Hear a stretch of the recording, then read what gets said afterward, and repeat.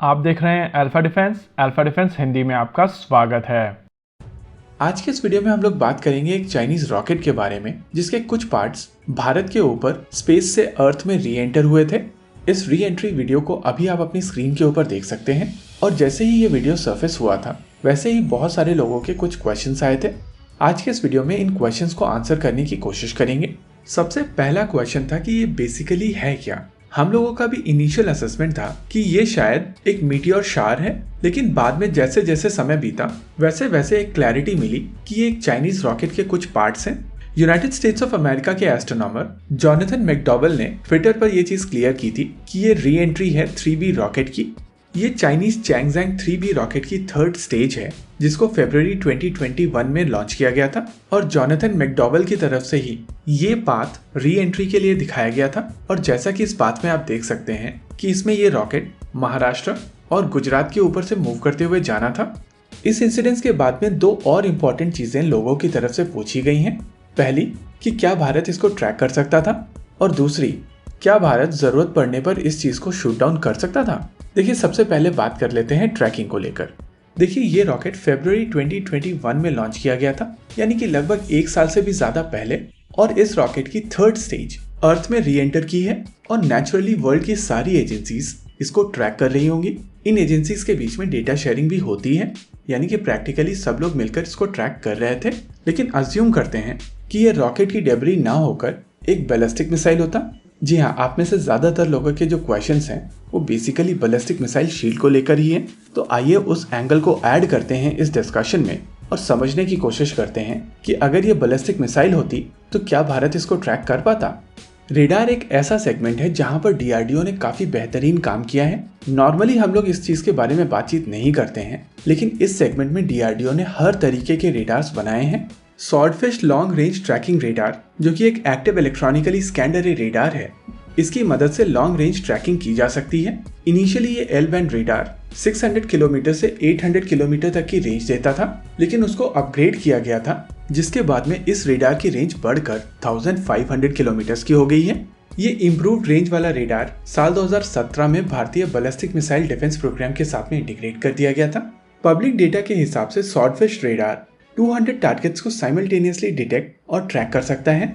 Wikipedia में इस समय जो डेटा है वहां पर कहा गया है कि ये रेडार 12 मार्क की स्पीड से री एंटर्ड व्हीकल को अपनी मैक्सिमम रेंज पर डिटेक्ट कर सकता है। लेकिन हम लोगों को यहाँ पर एक चीज समझनी पड़ेगी कि इस रेडार की जो ज्यादातर टेस्टिंग हुई है वो पृथ्वी मिसाइल के खिलाफ हुई है और री एंट्री में पृथ्वी की स्पीड 12 मार्क के आसपास रहती है और इसी वजह से ये जो 12 का नंबर है वो इन्हीं टेस्ट को कोड करके दिया गया है।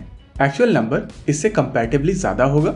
अगर इनके डिप्लॉयमेंट के कॉन्टेक्स्ट में बात की जाए तो महाराष्ट्र में 2 नोन साइट्स हैं जहां पर ये रेडार्स डिप्लॉयड हैं। वहीं गुजरात में भी एक साइट है जहां पर ये रेडार डिप्लॉयड है, यानी कि प्रैक्टिकली यहां पर इस डेब्री की ट्रैकिंग की गई होगी। अगर आप इस फुटेज को दोबारा देखेंगे तो आपको समझ में आएगा कि इस डेब्री में बहुत सारे कॉम्पोनेंट्स हैं और इन कॉम्पोनेंट्स को लेकर भी कई लोगों का क्वेश्चन था कि क्या सारे कॉम्पोनेंट स्वॉर्डफिश ट्रैक कर पाएगा। देखिए, स्वॉर्डफिश 200 टारगेट्स को साइमल्टेनियसली ट्रैक कर सकता है, लेकिन अगर इसके रेजोल्यूशन की बात की जाए तो वो और भी ज्यादा इंप्रेसिव है। ये एक क्रिकेट बॉल साइज के टारगेट को भी डिटेक्ट कर सकता है, यानी कि डेब्री में जो छोटे छोटे कंपोनेंट्स भी थे उनको भी ये रेडार डिटेक्ट कर पा रहा होगा।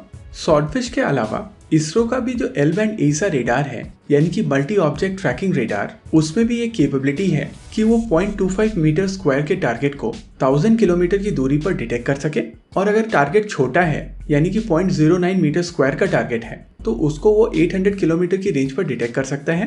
लेकिन हम लोग ये चीज कंफर्म नहीं कर सकते हैं कि ये रेडार कहाँ पर डिप्लॉयड है।